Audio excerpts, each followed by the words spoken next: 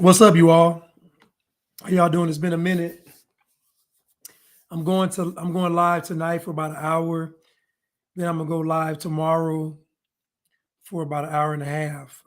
um, I've been away for a bit, but anyway, it's good seeing y'all in here. Whoever shows up tonight, I'm just waiting for this stuff to download so I can start off talking about Diddy. So I'm about to get on Instagram and send people over to YouTube because I heard folks don't get notifications on YouTube anymore of my content. I wonder why.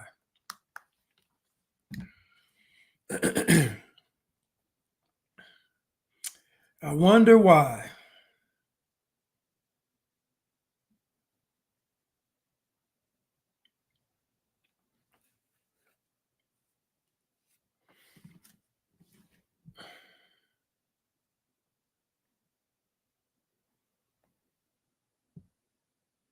What's up, y'all?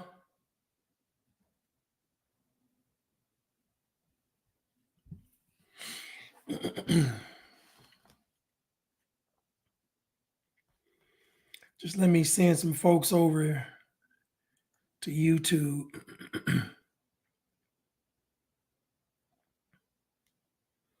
Just give me 1 second.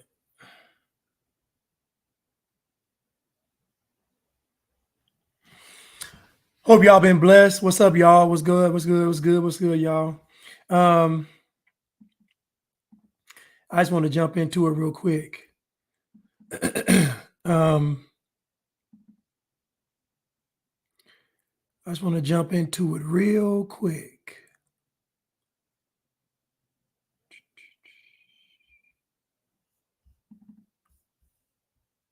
Against music mogul Sean Diddy Combs. The video, captured on multiple cameras, shows Combs assaulting his then-girlfriend Cassie Ventura in a hallway at a Los Angeles hotel in March 2016. A lawsuit filed by Ventura in November last year and settled the next day referenced actions that seem to match those seen in this video. There is no audio. According to the complaint, Combs became extremely intoxicated and punched Miss Ventura in the face, giving her a black eye, which, according to the lawsuit, prompted Ventura to try and leave the hotel room. The surveillance video obtained by CNN begins as she enters the hallway. The complaint says as she exited, Mr. Combs awoke and began screaming at Miss Ventura. He followed her into the hallway of the hotel while yelling at her. The complaint goes on to say he grabbed her and then took glass vases in the hallway and threw them at her. In the surveillance video, Combs can be seen grabbing Ventura and throwing her to the ground. As Ventura lies on the ground, Combs then kicks her twice and attempts to drag her on the floor back to the hotel room. Ventura is seen picking up a hotel phone. Combs seems to walk back to the hotel room, then returns and appears to shove her in a corner. Moments later, he can be seen throwing an object in her direction. According to Ventura's now settled lawsuit, the pair began dating several years after they met in 2005. They parted ways in 2019. Combs' attorney said the decision to settle was in no way an admission of wrongdoing. Ventura declined to comment on the video, but her attorney told CNN the gut-wrenching video has only further confirmed the disturbing and predatory behavior of Mr. Combs. Words cannot express the courage and fortitude that Miss Ventura has shown in coming forward to bring this to light. Stop. Here is where most people are going to fail. I've said this before, that a person can be wrong and a person still not be a victim. And when I talk about these things, many folks get upset. If we take a step back and we say, okay, how do we prevent this from happening? How do we prevent this from happening again? Society's going to tell you that the only solution is to lock up all of the folks that would do it. But my question is, what about the people that seek it out?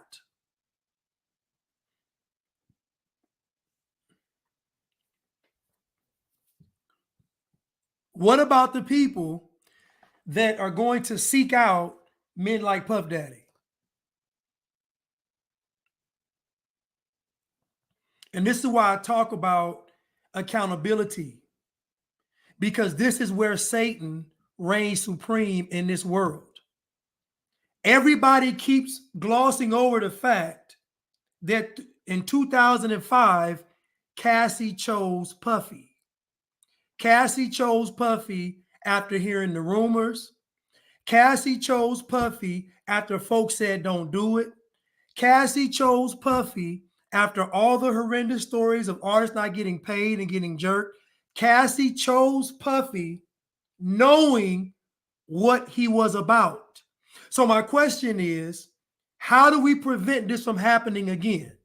There's going to always be a Puff Daddy.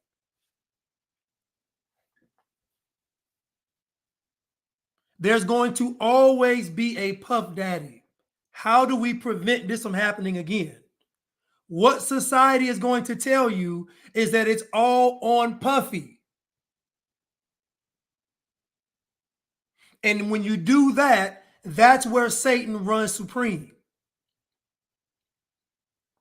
Because the Bible says, study to show thyself approved. Judgment Day is about the individual, not the group. So my question is, how do we prevent this again? Because Satan is still going to be Satan. The law holding Puff Daddy accountable does not get rid of Satan. Satan is still going to be Satan. So my question is, once we do away with Puff Daddy, once we get rid of R. Kelly, once we get rid of Bill Cosby, then why ain't the world a better place? Harvey Weinstein is locked up. They're getting rid of all the boogeymen. So why ain't the world? How is it getting worse? And they're getting rid of all the boogeymen.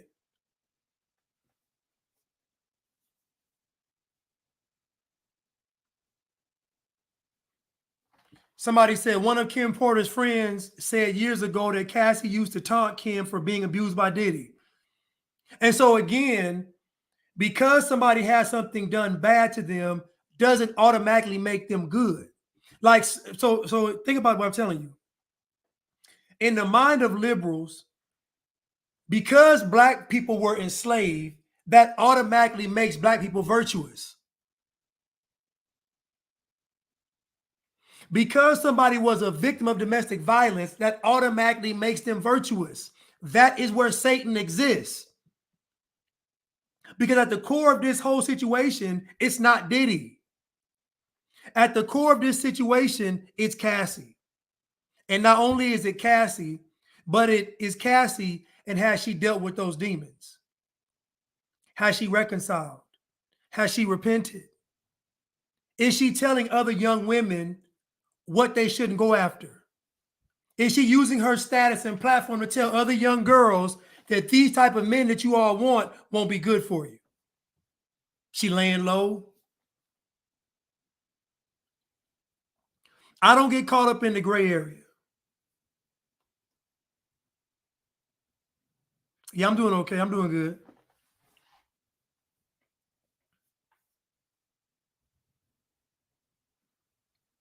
So the problem is that nobody wants to deal with self-accountability.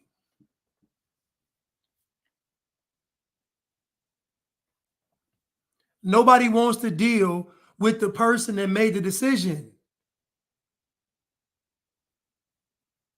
Cassie knew about who Puff Daddy was. Everybody knew. The entire industry knew. So my question I got to ask is, what made you go to him?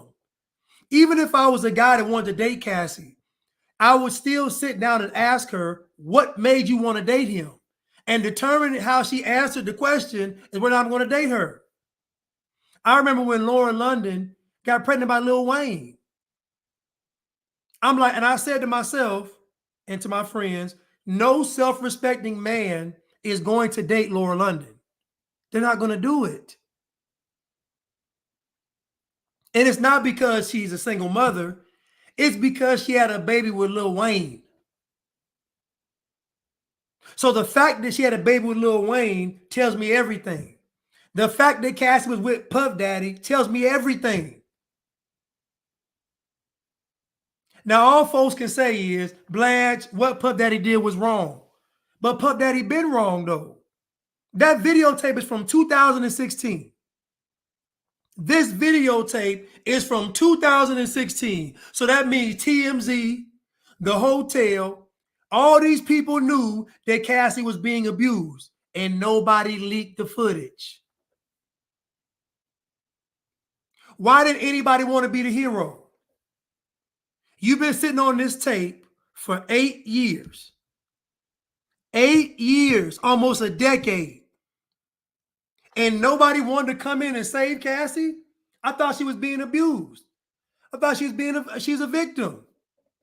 You mean to tell me y'all sitting on hardcore evidence that could get Puffy locked up and y'all keep it under wraps? What made y'all keep it so? What made you all keep that information so quiet? What made you all not want to expose Diddy? What made all of you people that had a bad encounter with Puffy not want to say anything? Oh, let me guess, he's powerful.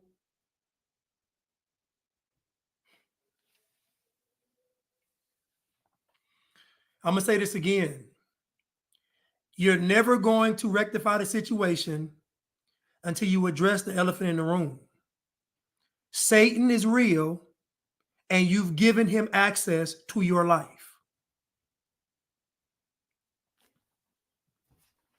So it doesn't matter if it's Puffy.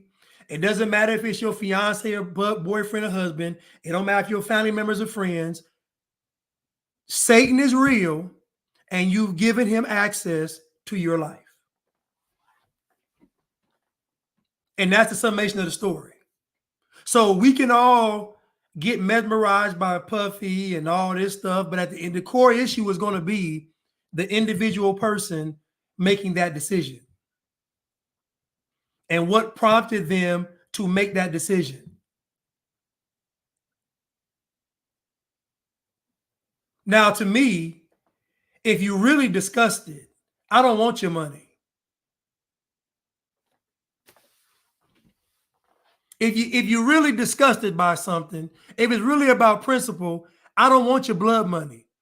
Because the money you got from Puff Daddy is blood money. It's no different than a drug dealer coming into the church and saying, I want to rebuild the church. And the pastor say, no, we don't want drug money. I'm talking about character, honor, principles, morals, and standards, stuff we like to gloss over because somebody's a victim. You done scammed the community, but you want to build the church. I don't want the money. I don't want the blood money because the money was got with ill-gotten gains. So if the money was gotten with ill-gotten gains, how is it going to bless Cassie? You see, everybody want to dance around this stuff because they want to not face that person in the mirror. They don't want to face that person in the mirror.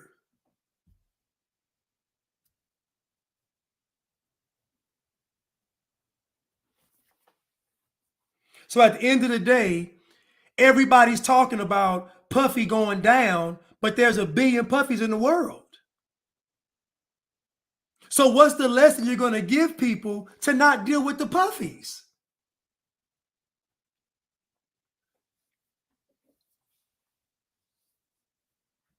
If you really want this situation to truly be fixed, then you're going to have to somehow, some way, hold Cassie accountable.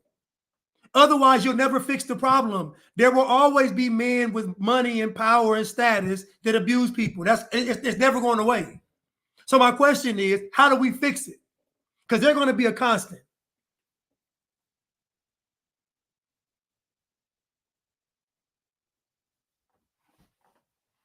So again, how are we going to fix it? You're going to tell me I can't hold Cassie accountable. If I can't hold Cassie accountable, then how are we gonna fix it? How are we going to rectify this situation so it doesn't happen again? And I'm telling you now, the devil is still going to be the devil. So again, she got paid with blood money. She got paid with blood money. You know how much more powerful it would have been for her to say, I don't want his money. I'm speaking on behalf of women. Do you know how many folks would have donated to her cause? Do you know how many folks would have donated? Do you know how much righteous money she would have got if she would have said, I don't want that man's money. I don't want his blood money. I don't want his money of ill-gotten gains.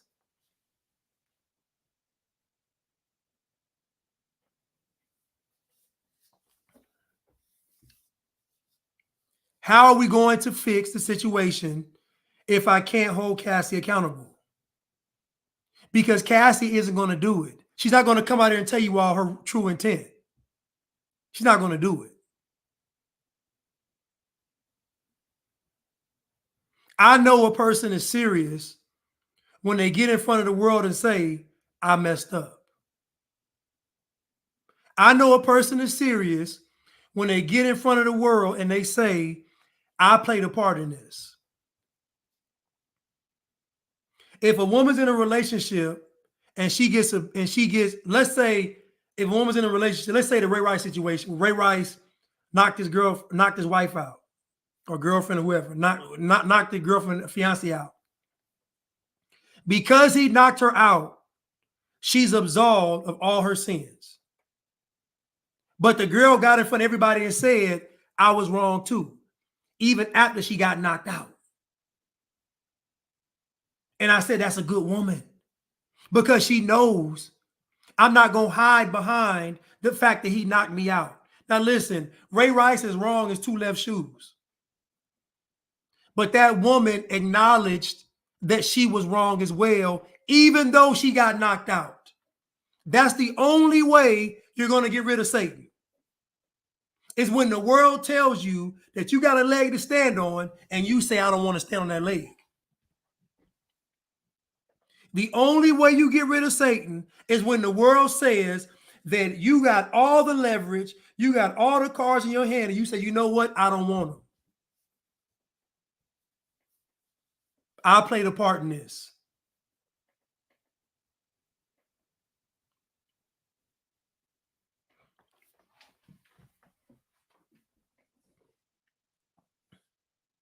I got somebody here talking about the power ain't the same. And this is where people get lost, because they don't understand that the enemy is clever. I keep telling you all that Satan will always give you what you want, but you're never going to be able to enjoy it. So Satan gave Cassie what she wanted. She got what she wanted, but she couldn't enjoy it.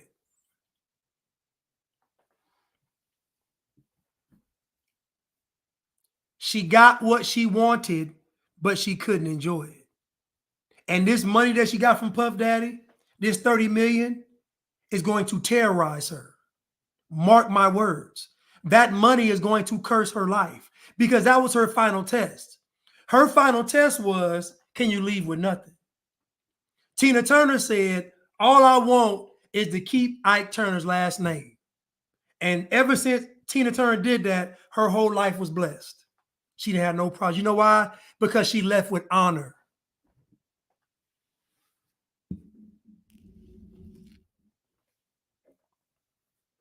Because Tina Turner left with honor. I don't want his money. I don't want the property. I don't want the royalties. I just want the last name, because I made that name. And she was honored ever since. Cassie took that 30 million and it's blood money. Mark my words, that money is going to be a curse. The devil will always give you what you want, but you will never be able to enjoy it. You all think you're smarter than Satan, and you're not. I keep telling you all that. You're not. The moment you think you're smarter than Satan is the moment he has you. This is why I keep telling people it's better that y'all believe in Satan first. It's better that it gets ingrained in your head that it's something out there that wants my soul. It's better you get that first. Because when y'all go to God first, and y'all totally forget about Satan.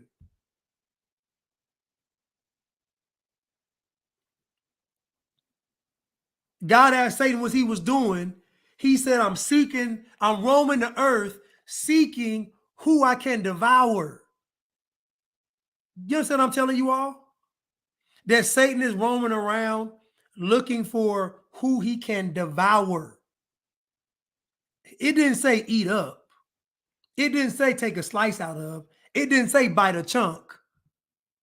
It said devour. Devour means ain't nothing left.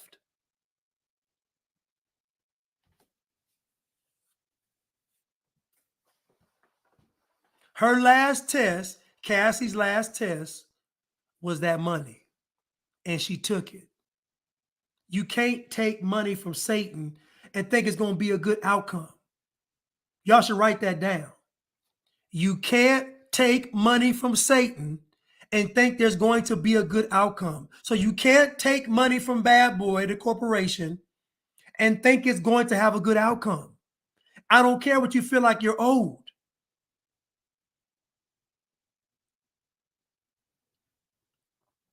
I don't care. If I walk into Bad Boy and a light falls on my head, guess what? I'm suing Bad Boy. You know why? Because I ain't got nothing to do with Bad Boy. I don't have no ties with Bad Boys. I ain't been compromised by Bad Boy. I ain't gave my soul to P. Diddy. That is a non-compromising exchange. That's not Cassie's case. Cassie had a compromising relationship with Diddy. And on her way out, she took the money. And I'm telling you all, had she said, I don't want the money, I want to spread awareness to help other girls. I'm telling you now, what she would have got would have been 100-fold. She could have built her entire legacy off that one act.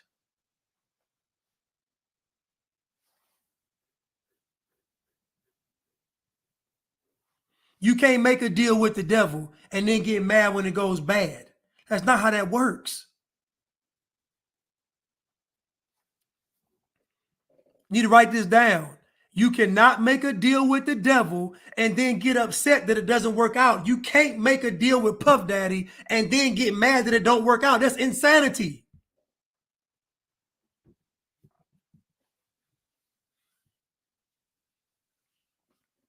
I got people on here talking about boo. I guarantee the person saying boo is talking to Satan, because Satan is the one that told her, say boo.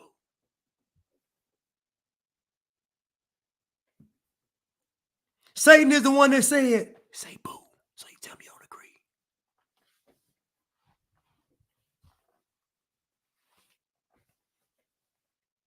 So again, how do you fix this situation if you can't hold Cassie accountable? All these women around the world with bad intentions get with a guy, get the bad intentions, get what bad intentions reap, and then they're absolved because the guy did something to them. And they go somewhere else and repeat the cycle. You find a girl that's been abused, and I guarantee she's been abused by multiple guys. You know why? Because that's what she's attracted to. You can say, Blanche, you're tripping. I'm telling you now, if you see a girl that has been abused by, she will have a pattern of getting with guys that abuse her. And the crazy part is, she's able to even spot out the guys that would be abusive.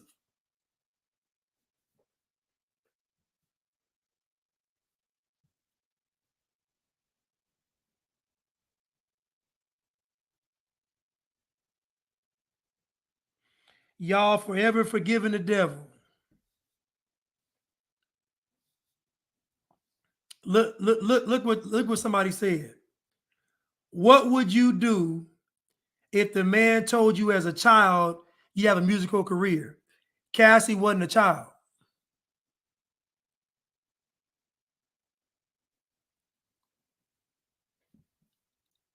Cassie wasn't a child. And if she was a child, then why did you speak out against it? In 2005, why did you go on a campaign to say that Diddy's messing with children?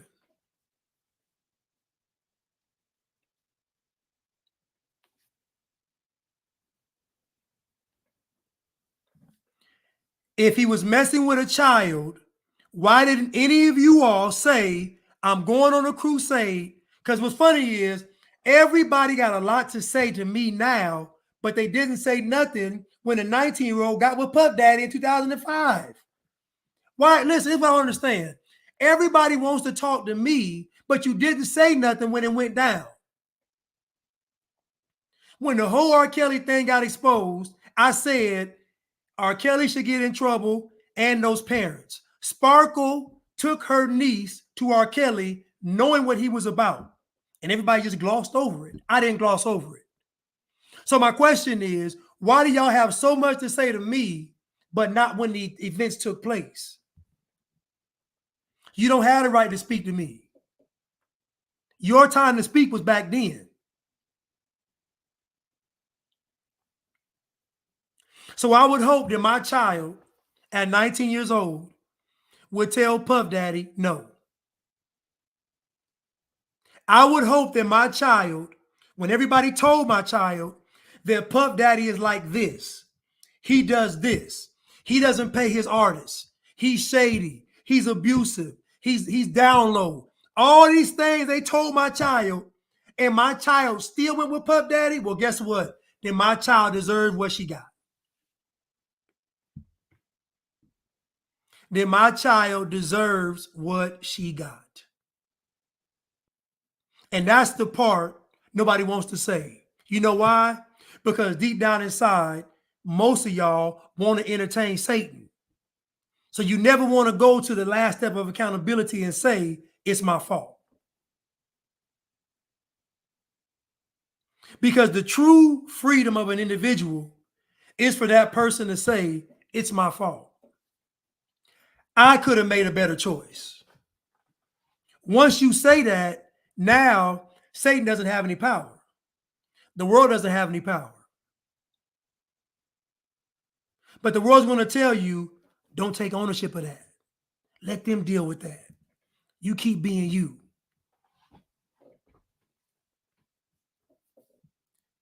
Talking about she didn't ask for abuse, but she got with a person that was abusive. That's insanity. I can tell that this person talks to Satan. This is how Satan works. I didn't ask for abuse, but I'm getting with an abusive person. It's just insanity. The stories about Puff Daddy were known in the industry. This man shot somebody in a club. Why are we acting brand new? Why do I have to be the bad guy because y'all ain't got no character? Puff Daddy shot this girl in the face in the club in 1999. He shot a woman in the face, and I think he shot somebody else in the stomach. And you're telling me that she didn't ask for abuse. If a man will shoot a woman in the face, he's going to abuse you. This is crazy. This is nuts. Everybody wants to get mad at me because I challenge you all talking to Satan when ain't nobody looking.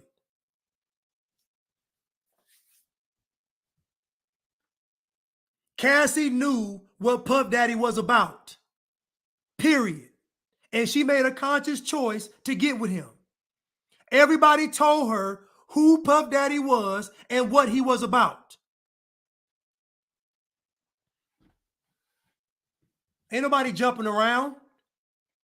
I said what I said from day one. She's not a victim. This is crazy. We never talk about the folks that told these people no. You notice that? They never highlight the people that tell these people no. Think about this. They never show you the people that said no. You know why? Because they want you to believe that nobody would say no. Most of you all are sheep. They know that. They want you to believe that nobody would say no. So when you get in front of that person, you're not measuring your own character and morality and principles. You're measuring what would the world do in this situation. That's why this person, Ethiopian Black, said, what would you do if your child was this? Because they measuring what the world would do. I don't go by what the world says. I go by what God says. And God said, what does it profit a man to gain the world and lose his soul? So at the end of the day, when it's all said and done, she got that money from Satan. And that $30 million from Satan is going to curse her life. The devil will always give you what you want, but he is never going to let you enjoy it. And I'm going to keep saying that. The devil is real. I'm just saying. So again, y'all can get upset all you want. You can get mad. You can cry and throw a fit. At the end of the day, the only way the situation gets fixed is if Cassie takes responsibility. That's it. There will always be rich and powerful men that want to abuse. That's never going away. That's always going to be a constant.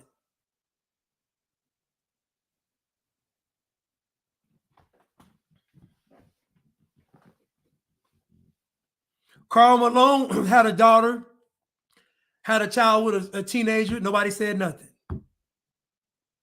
Everybody knew what R. Kelly was doing. The one dancer said she walked in the room and he was having intercourse with 15-year-old Aaliyah. Did she go to the police? No. Did she tell any other adults? No. You know what she did? She went on stage and danced, all nasty and freaky, and got that check. Y'all can't play this game with me. I'm not the world. I ain't the media. I'm not these weak-minded Black folks y'all used to. I'm not liberal. I'm not these people. I'm telling y'all right now, the only way it gets fixed is if Cassie takes responsibility for the part that she played, period.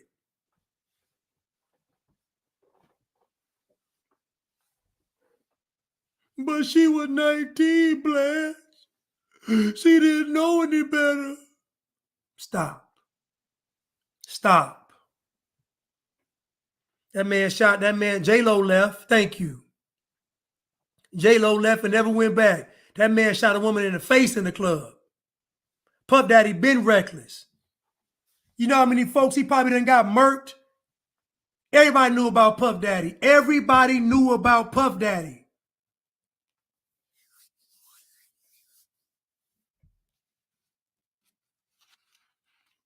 Y'all ain't getting that not over here. Go to the shade room.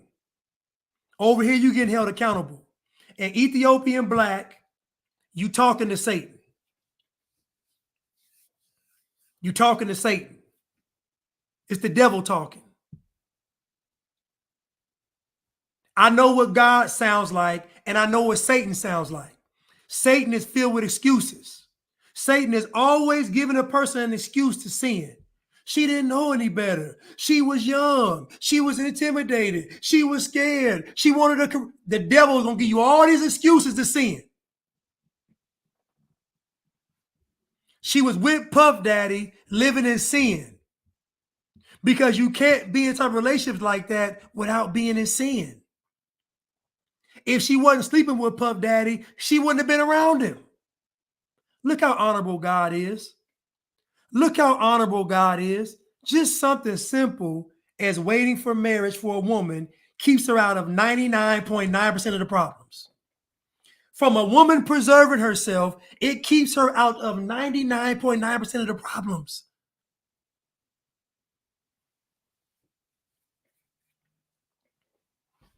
She didn't know no better.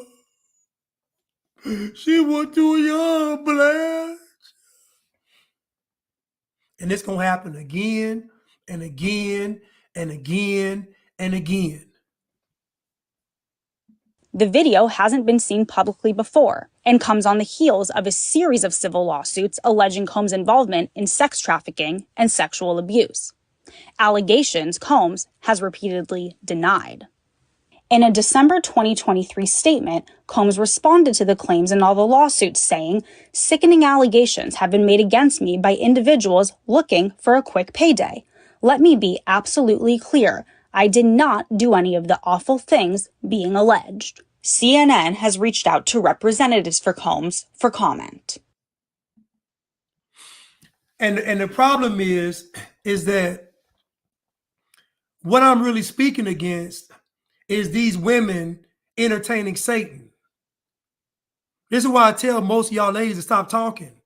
Because when y'all open y'all mouth, I can tell you're talking to Satan. If you listen, if you were talking to God, everybody in the room gonna turn and look. Because what you're saying is gonna go against the world. This is an easy test. Just listen to yourself and ask yourself, is what I'm saying, does it line up with what the world is saying? And if it does, you're talking to Satan. I hate to be the bad guy. I hate to be the bad guy, but I'm going to be it.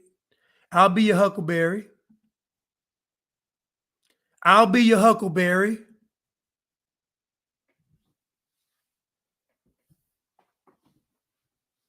I'll be your huckleberry. Somebody said, people always forgiving Satan. Think about this now. Think about me holding everybody accountable, and the person walks away and says, "I'm forgiving Satan." I'm telling you all now, you need to be very careful of who you're hanging around, because these types of people are going to sabotage you. I'm telling you what they're going to do, because the world's going to say something that's going to convict them. So the world's going to say, listen, if anybody has not gotten the mark, please turn them in. They are a threat to the, I'm telling you how these people operate. Because they're already entertaining Satan, so everything sounds good.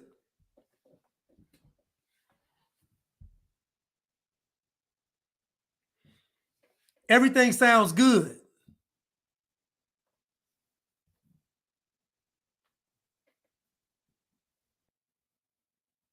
Listen, he's not understanding of abuse. If a person goes out into the world and commits a crime and has to go to prison, then they get to prison and they say, "I didn't know prison was like this." Think about this now. Think about this. A person goes out into the world, they get in, they do a crime, they go to prison, and they get abused by the guards, and they get abused by the inmates. Now everybody's going to focus on the guards. Everybody focuses on the system, but they never talk about what put the person in the system.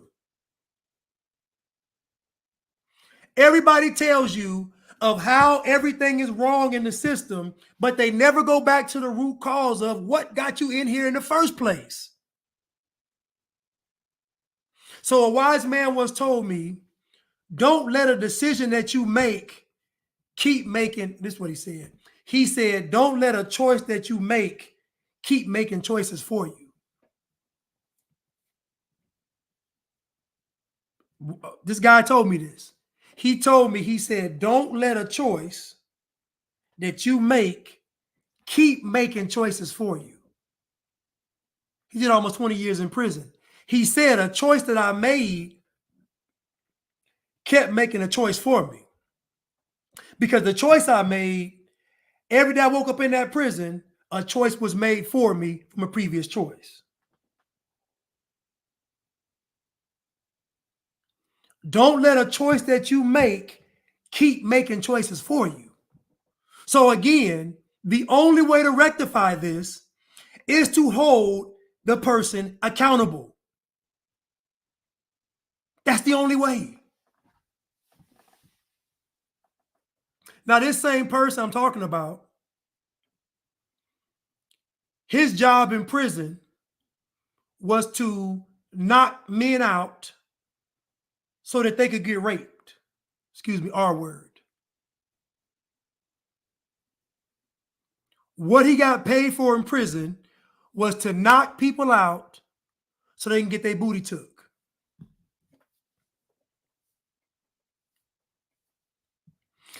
By the grace of God, his sentence got reduced. He was supposed to go in there for life, but he ended up getting out early. I don't think he even served 20 years. So by the grace of God, he got out.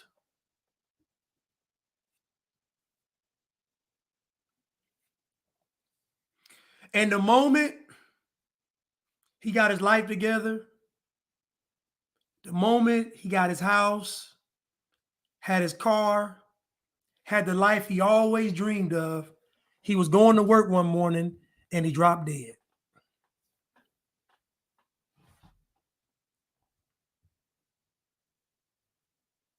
And you know why he dropped dead? Because he had to rectify what he was doing in prison. See, the world tells you all that you all can just do something and there's no lingering after effect. That's a lie. When you do things like mess with Puff Daddy, you plant seeds.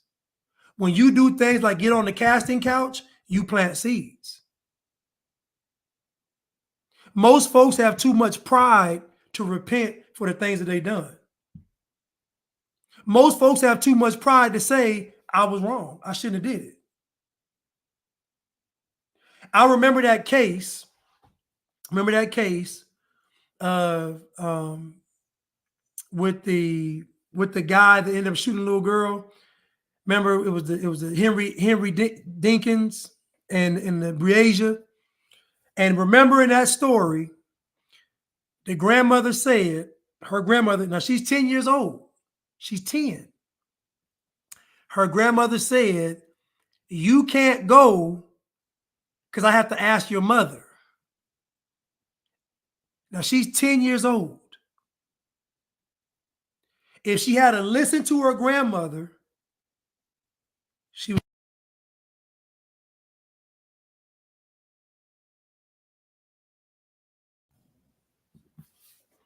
Her grandmother said, you can't go. She disobeyed her grandmother, went anyway, and that man killed her and assaulted her. Now, many people hear me say this and they say, I'm blaming the victim. I'm not blaming a child. I'm telling you all that your choices that you make matter. The choices that you make matter. So that little girl was disobedient before.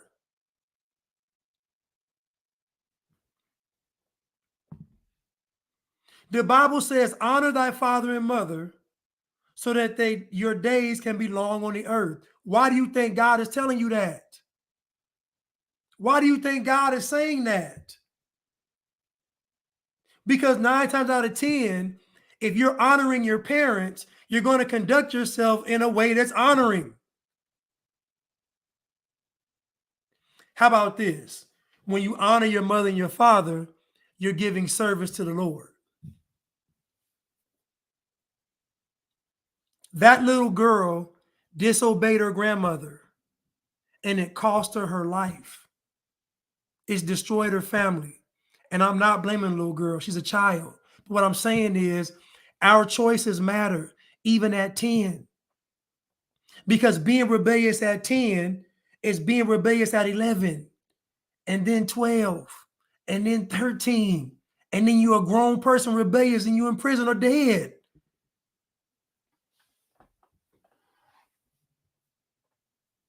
So at the end of the day, the devil is going to reign supreme in your life if you can't say it's my fault. The only thing that makes the devil leave you alone is when you say it's my fault.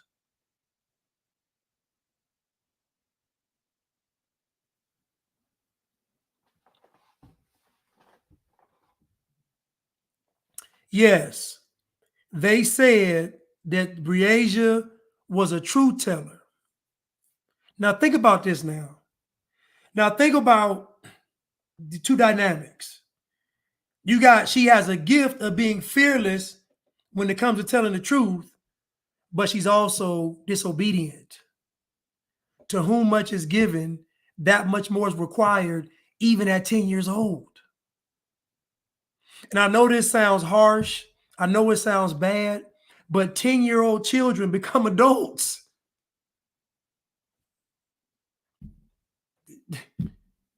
So if a child is disobedient at 2 years old and they don't get checked, they're going to be disobedient when they're grown.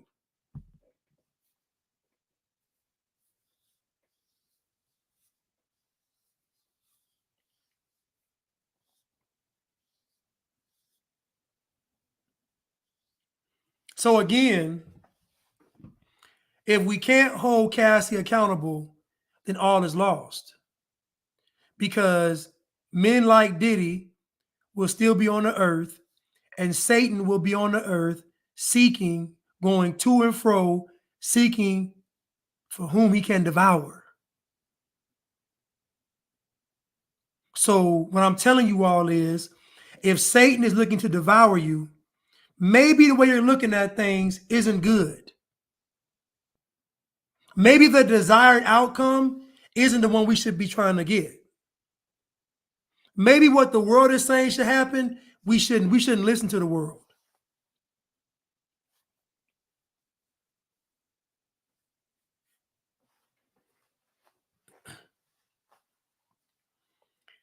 You have to be accountable. I've known right and wrong in my life for a very, very long time. I can't think of a time in my life when I did not know right from wrong. So that means my entire life I've been choosing to do wrong. I can admit that. But guess what else? So have you all. And listen, I've seen my mother abused. I remember me as a child, me and my mother running in the house, trying to call the police, running, locking ourselves in the car. Vivid memories of this. My mother crying and my father over, me kicking my father in the leg and telling me to stop. Vivid in my mind. And I'm still going to walk away from it and say, my mother had to still make a righteous choice. My mother put her feelings aside for me and told my dad he had to go when I was 6 years old. So again, the world's choice is always the easiest. God's choice is always going to be the hardest because it goes against the world. I'm not talking from a perspective of what I have not lived through. I'm telling you now. I've seen my father walk away in handcuffs numerous of times. I've seen my father get abusive and violent when he drinks. I've seen it. So what I'm telling you is my mother still had to make the right choice. Victim or not, abused or not, she still had to make the right choice. And I guarantee the right choice will always go against the world. Always. It will never be popular with the world.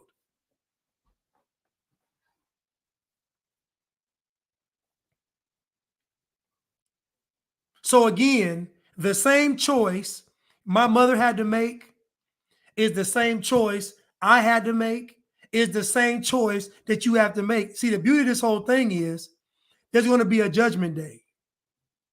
And on judgment day, you're not going to be able to say that Puff Daddy abused me. On judgment day, you're not going to be able to say that I was being sex trafficked. On judgment day, you're not going to be able to say that somebody did the R word to me. On judgment day, you're not going to be having excuses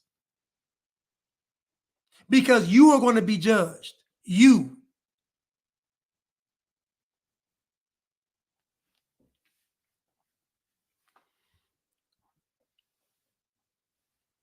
Many are called, but few are chosen. You know why? Because most people don't have enough courage, don't have enough character to pick up the phone. That's why. The reason why people don't get chose because they don't choose God. But she's a victim. So we can't say nothing. We got to be quiet. Blanche, you tripping. I'm telling y'all right now, you can't make a deal with the devil and it end well. I don't care what they tell you. I don't care what these feminists tell you. I don't care what these liberals tell you. I don't care what these decadent heathen Christians tell you. I don't tell you what these fake believers, I don't care what they tell you. You cannot make a deal with the devil and it's going to work out. Even if the law's on your side, the public, the courts, the system are on your side, you still got to rectify that deal with Satan, though. All that's a worldly thing happening. You still got to rectify that deal you made with Satan.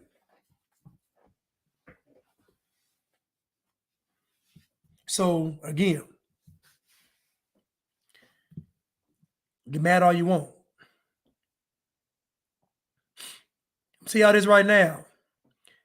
If Diddy is cooked, who else is cooked? Because if Diddy is cooked, Jay-Z next. And if Jay-Z is next, then Beyonce's next. You see how they exposed Lizzo, right? You ain't heard Lizzo since. They exposed Lizzo for terrorizing her staff, make the girl eat a banana, make the girl do all kind of sexual stuff that she didn't want to do, making her eat a banana that had been up in some stripper's vajayjay.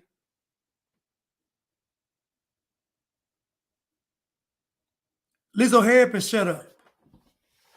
So if Puff Daddy's going down, so are your favorites.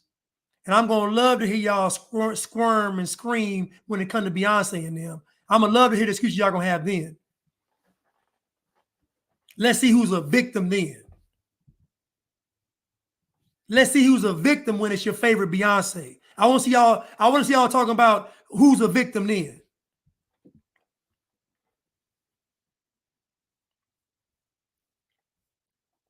But Blanche, she was young.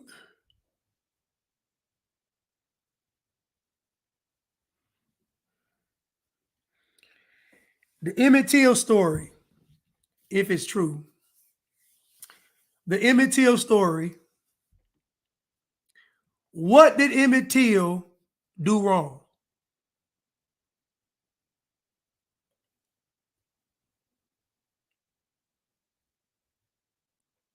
In the Emmett Till story, what did Emmett Till do wrong?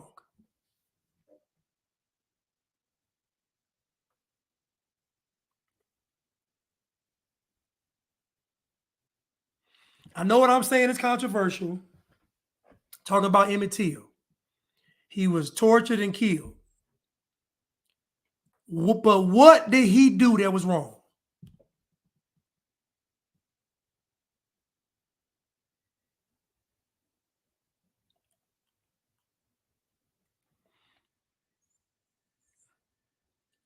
Well, that's true. That's true, Doug. That's true.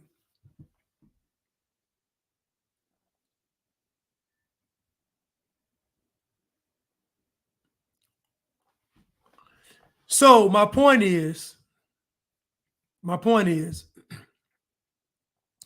we don't know what he did to the white woman, whether he whistled, but we know he did something.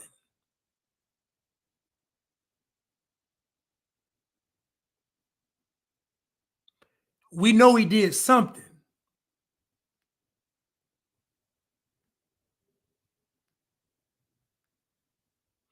Am I saying what happened to him is right?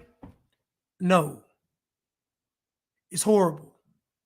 What I'm saying is that even at 13 and 14 years old, your choices matter. And the world is trying to convince you that your choice doesn't matter, but it does. It matters. Even if you're 12, even if you're 10, even if you're 13, your choice matters.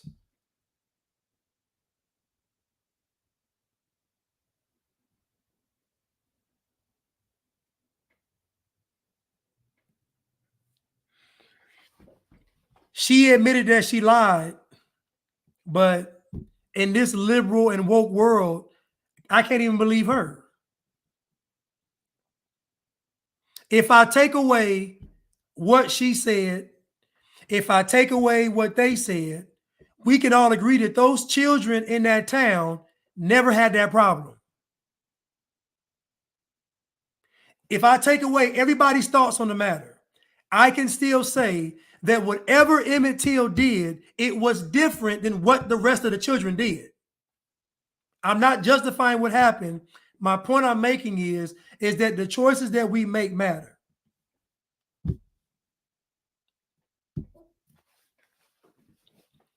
At every age. And the way God set it up is that if we choose God, that's when we can be protected. That's where our protection is. We seek refuge in Christ. See, the beauty of this is what we're looking for, the world can't offer it. So the way God set it up is God literally set it up to where really your only option is to turn to him. Like it's really your only option is to do that.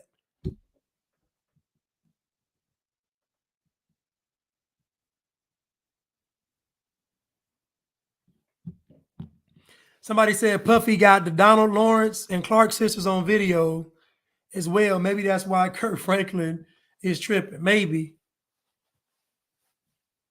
But again, I'm going to say this again.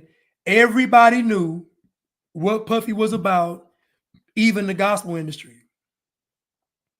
Even folks that should have no dealing with Puff Daddy still knew what he was about. Everybody did.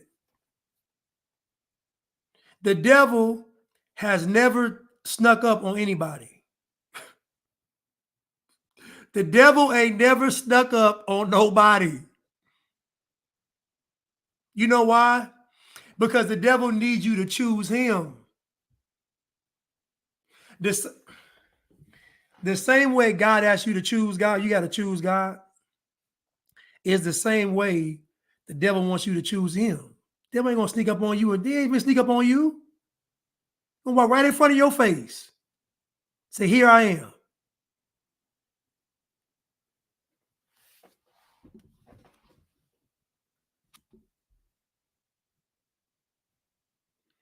Yes, Miss Reed, his mother, Emmett Till's mother, told him to behave down south.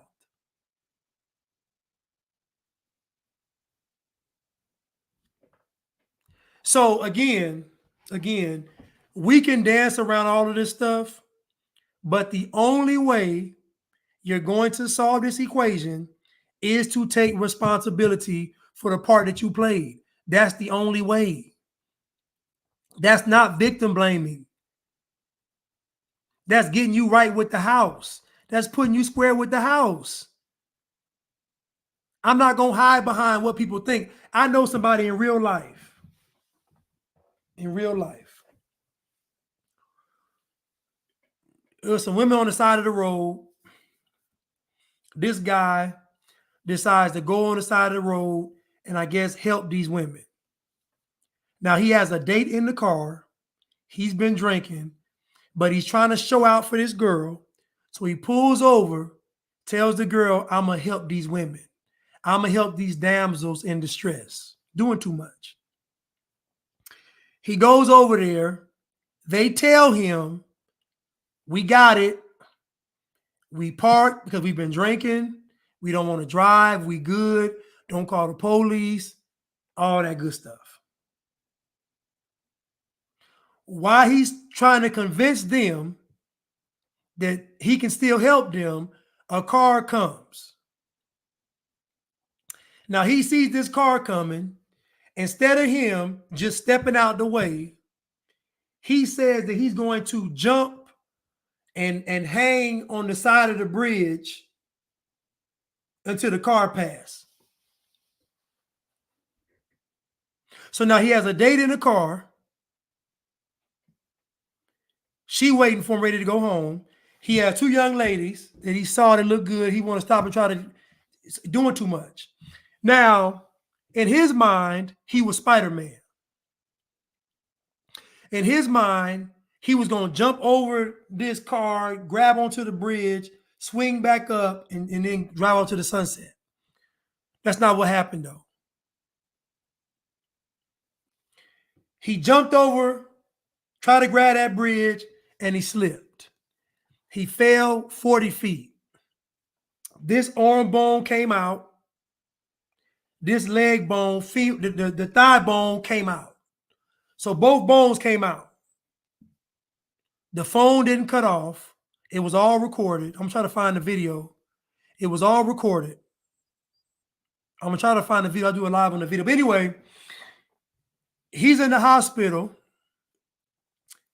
And the news, when he gets, picked up by the ambulance, they asked him what happened. He tells them, I was trying to help some people on the side of the road. Now, after all this commotion happened and the girl called the police, the one in the car, the police came. The girls went to jail for DUI, or at least one of them did, or maybe both of them did. So the girl went to jail for DUI. He in the hospital. But because he told these people he's trying to help somebody on the side of the road, they dubbed him, you can look this up, they dubbed him the Good Samaritan. They dubbed him the Good Samaritan. He got interviewed twice in the hospital bed. You know how much money he made off of that? Hundreds of thousands of dollars. Folks were pouring all they had to give to that man because he was the Good Samaritan. He almost died trying to help two people on the side of the road, and it's a bold-faced lie. It's a bold-faced lie. He got the money, he got the title, he got the great story, and it's all a lie. Now, what he's supposed to do was say, I was doing too much. I pulled over trying to show off for this girl. I saw them girls thought they was cute, try to show off for them, and it cost me. He never did that. I guarantee his life right now, he is not happy. You know why he's not happy? Because he knows deep down inside, it's all a lie. The beauty about the way God set it up is to where you may on the outside trick everybody, but at night when nobody's looking, you're going to feel it. You're going to feel it. Anyway, but the only way he can rectify the situation is by saying, it's my fault. I should have never pulled over. I should have never been Spider-Man. I should have never been drunk.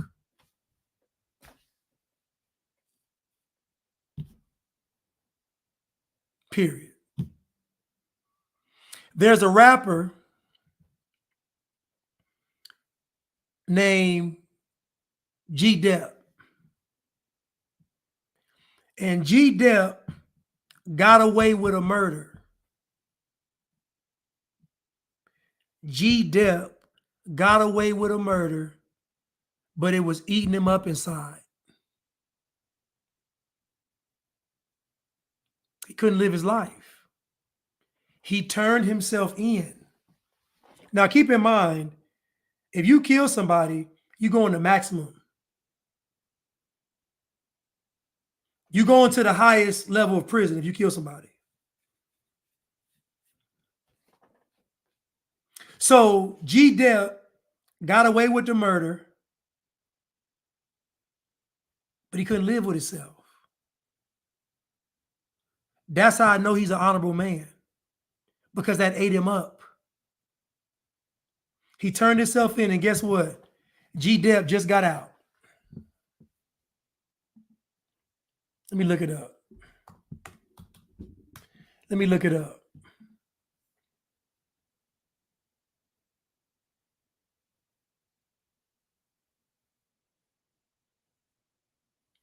He just got out. Let me see.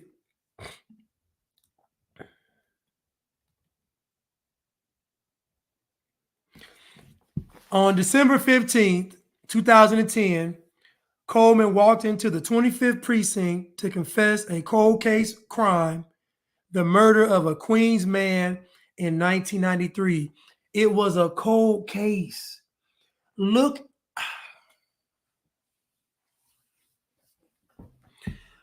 I'll tell y'all, God is so honorable. It was a cold case. They didn't have any leads, any suspects. The case had gone cold. It was a wrap. He would have never gotten caught for this. Coleman had attempted to confess twice before, but was previously considered to be under the influence of drugs and incoherence. So G-Dep had tried to confess to this murder before because it was eating him up inside. On October 19th, 1993, John Hinkle was shot in the chest by a .40 caliber handgun outside of the James Weldon Johnson houses on Park Avenue at East 114th Street. Coleman stated that he ambushed and shot Hinkle during an attempted robbery and fled the scene, throwing his weapon into the East River. Coleman's information matched with the case, and he was charged with murder. Coleman stated in an interview that he confessed because the case weighed on him and he was just trying to get things right between himself and God. Coleman claimed that he did not know that his victim had died. Sean Combs commented on G-Dep's situation on Sirius Shade 45 radio show, saying Coleman did the right thing by confessing. Coleman pleaded not guilty to second-degree murder in his appearance in the New York Supreme Court on January 13, 2011. He was convicted of second-degree murder charge on April 17, 2012, and was sentenced to 15 years to life in prison on May 8, 2012. He was housed at Fisk Hill Correctional Facility in Beacon, New York. In December of 2023, Coleman's sentence was commuted by Governor Kathy Hochul, making him eligible for parole. In April of 2024, he was released.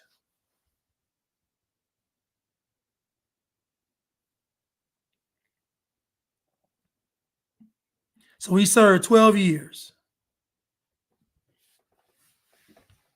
So my point is that the only way that G-Dep could get right with God was taking responsibility for what he did. The only way Cassie can get right with God is to take responsibility for what she did. The only way I can get right with God is to take responsibility for what I did. And the only way that you all can get right with God is to take responsibility for what you have done. I'm not talking about the simple stuff. I'm talking about these major things. And the world thinks Johnny Depp should have never told. Most folks would say they wouldn't have told. Most folks will say Cassie's a victim. The world's going to side with the person or the situation that doesn't lead the person to God. That's the world's goal. It's so that you think that your solution is good enough, but your solution will never lead to Christ. It will only lead to more Satan.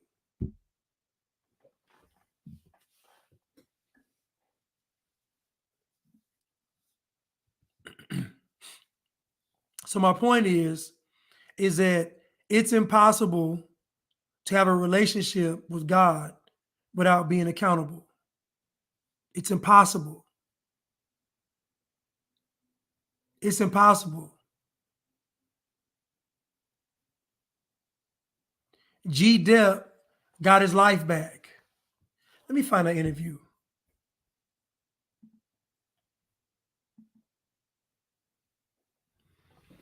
Well, listen, Tori, Tori, they said that she was too young to know any better. He had too much money and power. She was powerless.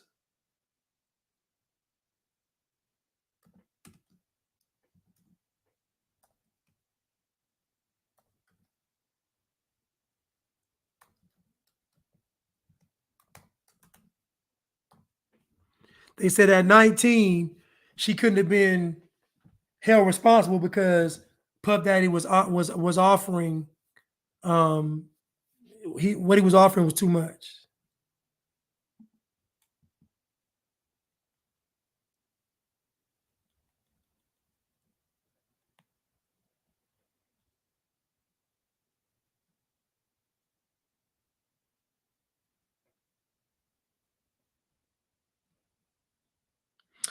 I'm trying to find him.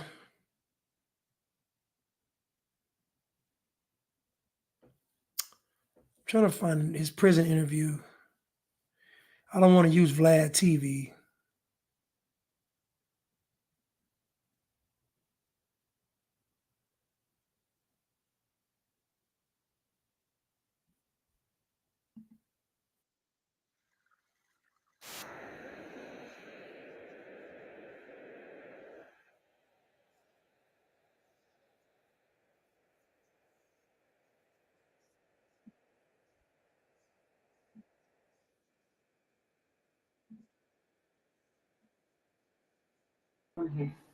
Here's ABC's Deborah Roberts for our series, Crime and Punishment.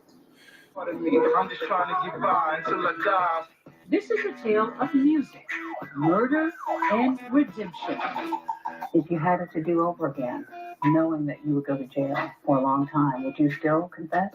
I would do it again. Because I don't think there was no other way around it except me dying. His name is G-Dep, short for Ghetto Dependent. Sean Combs even teamed up with him in his music video, Let's Get It. He led a gangster life and glorified it in rhyme. And he paid a great debt for committing a crime, betrayed by the last person anyone would have suspected, himself. I was the only way I could have been absolved, a person of sacrifice. How he got there is a story in itself. G-Dep, born Travell Coleman, dropped out of college at 18 in search of a music career. He paid for recording sessions by selling cocaine on the streets of. Remember I said choices? He dropped out of college to become a rapper. He sold dope to pay for the studio sessions. Just think about this now. He sold dope to pay for the studio sessions. How can it end up being good? How can that situation turn out good? You're selling drugs to rap. You can't make a deal with the devil and it's going to end well. It never does.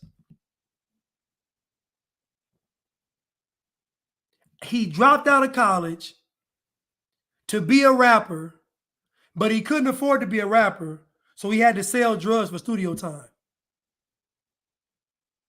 And most folks here sell drugs for studio time and never think this is going to end bad. Man, he had to sacrifice. Man, he had to grind. Man, he had to struggle. Disgusting. Disgusting. Tori said, if someone is influenced to do demonic things for money, that's on them. Well, I agree 1,000%, but you can't say it though. Harlem, New York. He dabbled in drugs.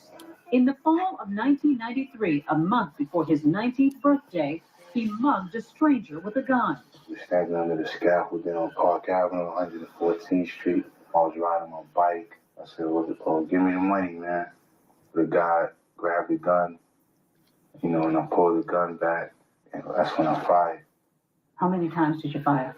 3 times. He fled on his bike. As he left home the next morning, police were canvassing the neighborhood.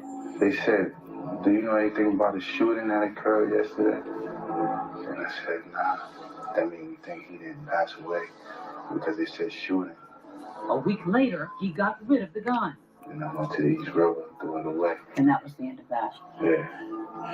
Full swings like rock and roll. Coleman stayed quiet about the Harlem shooting, throwing himself into his music.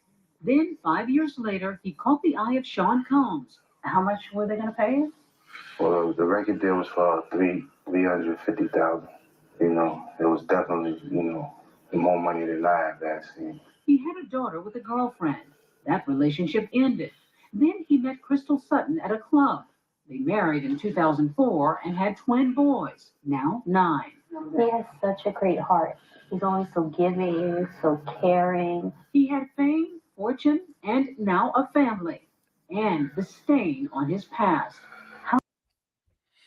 If you look at his eyes, you could see that if something was bothering him. What's up, Zigzag? I'm glad you're back in the States too, man. But if you look at his eyes, you can see there's pain in there. You can see that it's just, let's continue. How much did it eat at you? It seemed like it just wasn't fair for me to, be happy. You know what I'm saying? So I used to curb my happiness. Now, wait a minute, I'm smiling too much, I'm laughing too much. He remained haunted by his secret, that shooting in Harlem.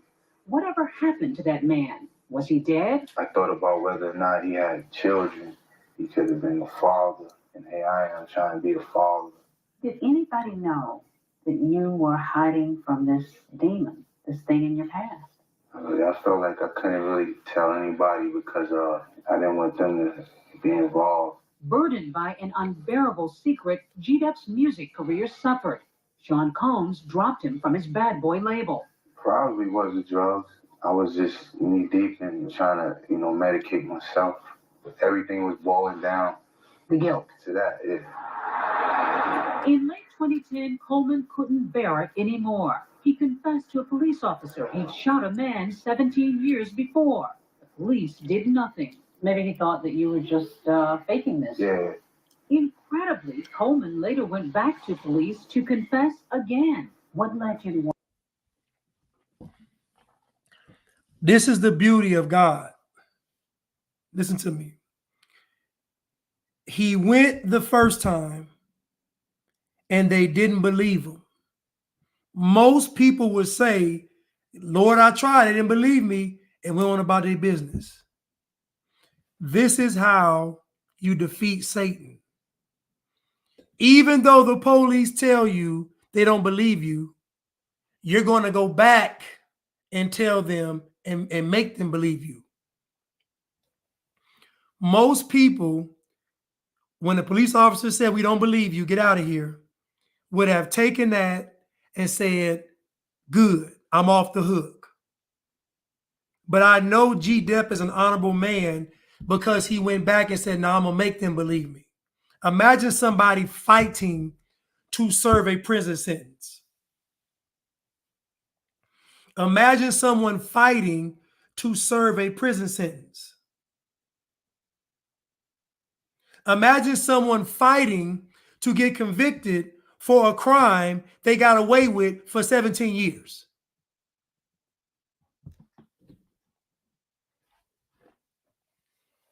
Most people would have failed the first test because the test wasn't him shooting the guy and then throwing the gun away. That ain't the test.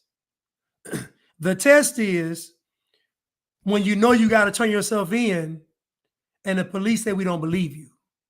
That's the test. Let's continue.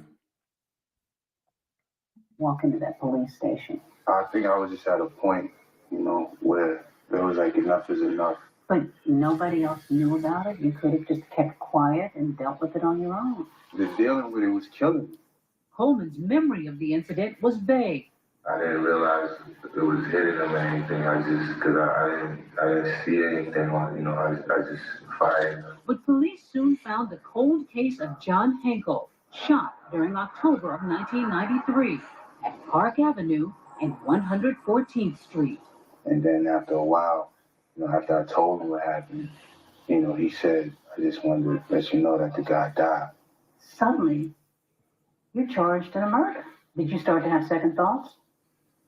Nah. Travell Coleman had charged himself with murder. You have to concede that that man probably lived in a jail in his head for 18 years. Editor-in-chief of GQ magazine, Jim Nelson, was the jury foreman. The hard parts about this case is that it involved a guy who didn't really need to come forward, who did. I mean, he needed to come forward for his conscience, but, we were wrestling with this as jurors because this man's already gone through hell and he's done something noble. But he did kill someone. I completely understand that for the people who knew John Henkel, it's a different story. The jury found. You see what I mean? The jury's wrestling with the fact that this man got away with this crime. He's been tormented. So how do we move forward with this?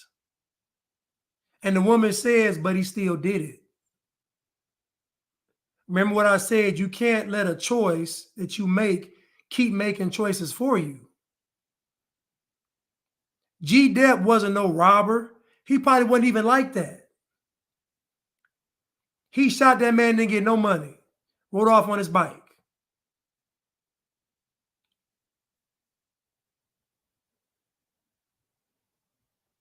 He was going to college. So my point is that the choices that we make matter. I don't care what the world tells you. The choices that you make matter. So G. Depp got away with murder, but still said, no, not like this.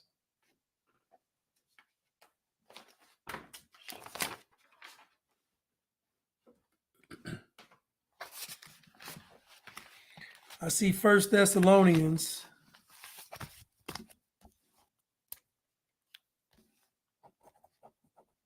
First Thessalonians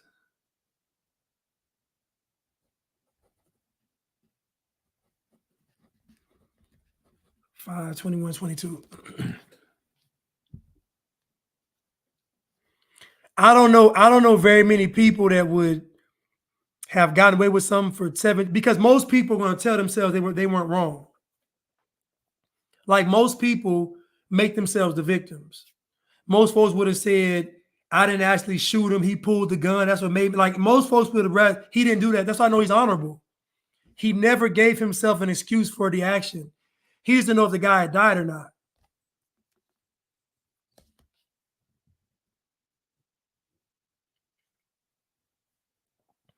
But that's what people do, though, Ms. Reed. People do the same thing over and over again, and they look to the world to give them a solution.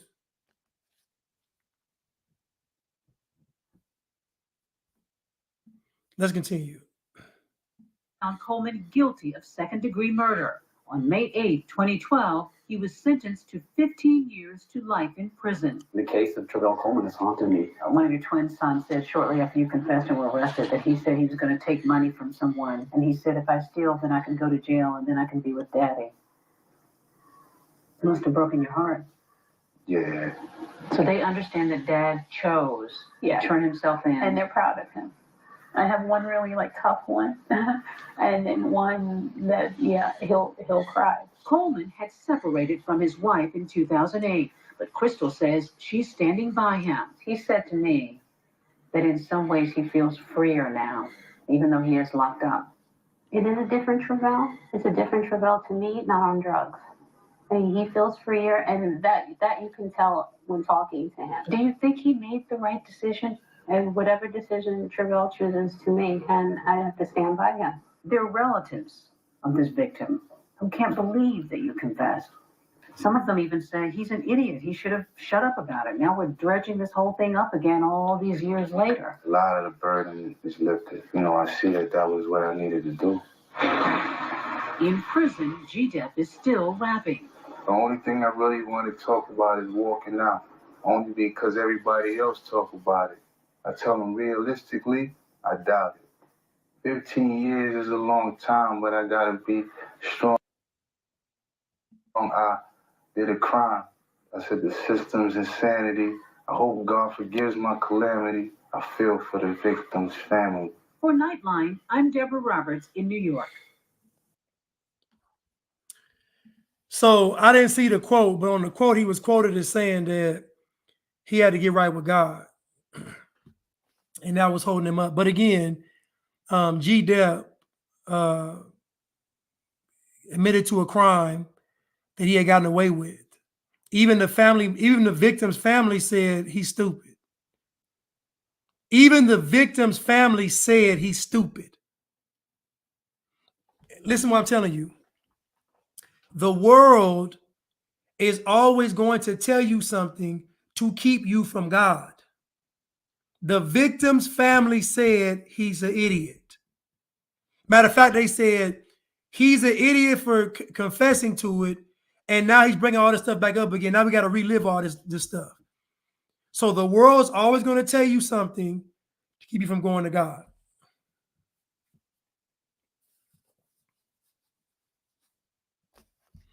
So even though he killed somebody, he's still an honorable man because it never set right with him.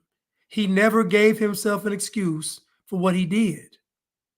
And that's how he could constantly hear God's voice.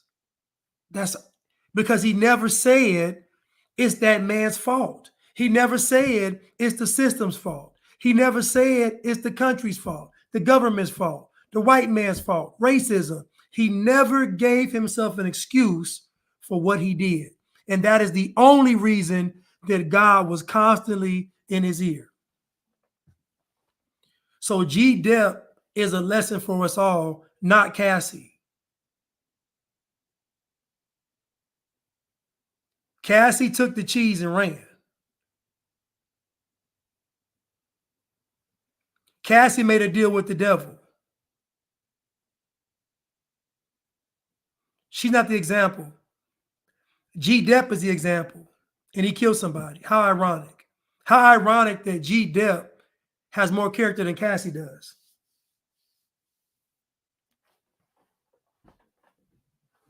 So again, you have to take responsibility for your part in everything. And even though, I give y'all a prime example.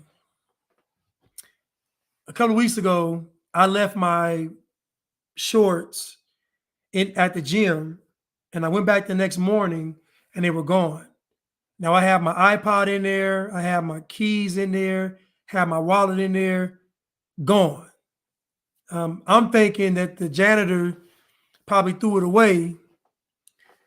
I went looking through the dumpster at the gym. I went and talked to the janitor. He's like, man, he said, I wouldn't have touched it. He said, usually we just leave people's clothes right where they are. Somebody grabbed my shorts, everything in my shorts, wallet, keys, just the worst scenario that could happen happened. And so I'm upset.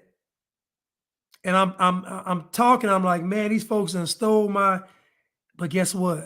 I had to check myself. I can't get mad at the person that took the shorts because I left the shorts. I can't be mad at these people because they took the shorts because I should have left the shorts. They called me out there. I was brushing my teeth. They said, we got to play right now. We up. I ran out there, forgot them shorts, being careless, and I got for all my stuff. And it's crazy because they never used, this is God though, they never used any of my cards. They never used Nothing. So again, it's just a blessing. But my point is that even though someone took the shorts, it's still my fault because I left the shorts. Even though I'm the victim of a crime, I still left the shorts. So ultimately, it's my fault. I can't get mad at the thief. I can't get mad at the janitor. I can't get mad at the gym. It's my fault. But guess what? I'm okay with it being my fault. Now, I won't do it again.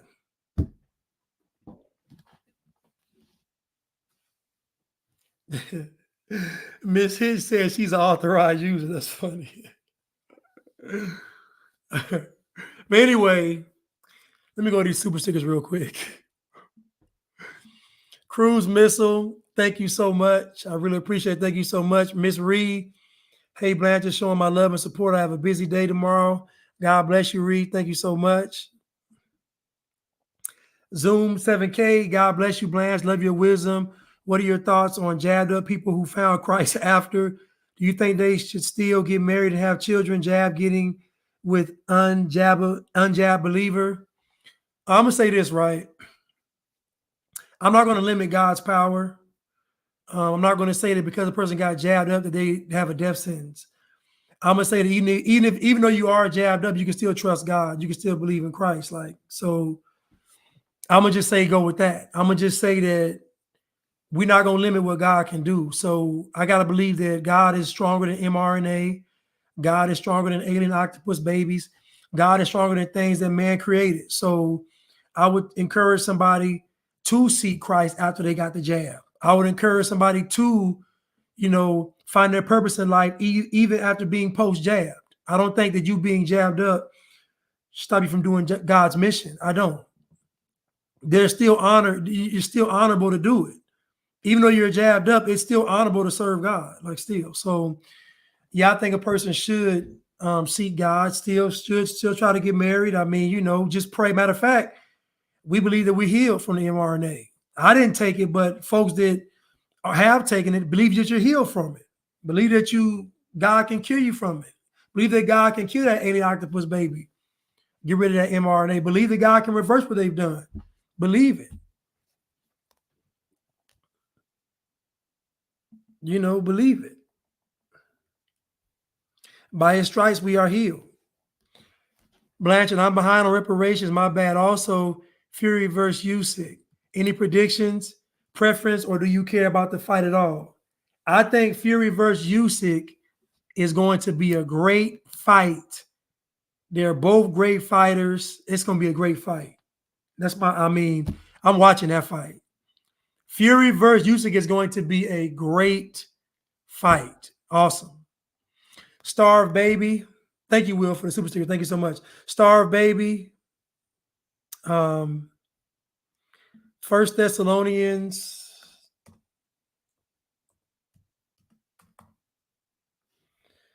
Thessalonians 5. What was it? 22, 21, 22?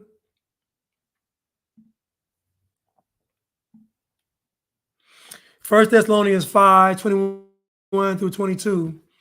Prove all things, hold fast that which is good, abstain from all appearance of evil. Amen. So these are things that keep you preserved in life. Abstain from the appearance of evil. That means you don't date Puff Daddy. You don't hang out with Puff. You don't party with Puff Daddy. It's just that simple. Idris Singleton, thank you so much for the super sticker. I really appreciate it. Thank you so much. Read them again. Prove all things, hold fast that which is good, abstain from all appearance of evil.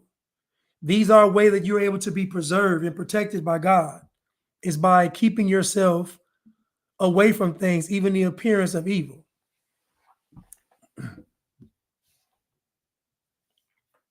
But anyway,